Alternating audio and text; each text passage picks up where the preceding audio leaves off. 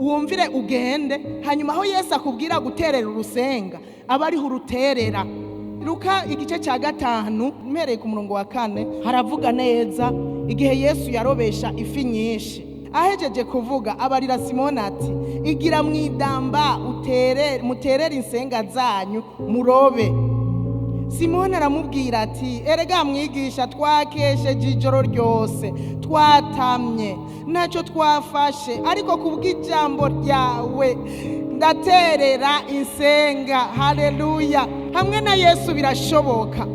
Ifi zaboneka mu ijoro, ariko kubera wewe ari wewe ubivuze, kubera wewe nyene ububasha bwose ari wewe ubivuze, kubera wewe ubona no mwidamba ari wewe ubivuze, kubera ari utegeka amafi ari wewe ubivuze, ndaterera.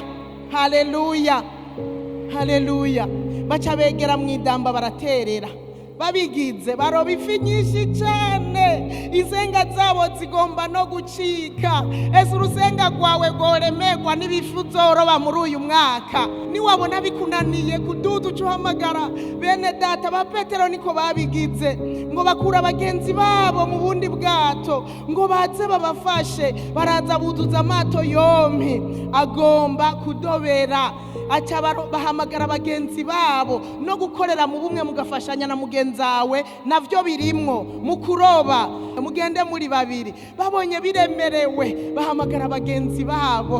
Bamaze guhamagara abagenzi babo, ni ukuvuga ngo kwagura. Nitwabona bituremereye, izi ntebe tukabona ziruzuye, tuzoca duha abandi, kuko aba bagenzi babo nabo bari mu bundi bwato. Ni ukuvuga ko nabo bariko bararoba, ishengero rica riraguka. Haleluya!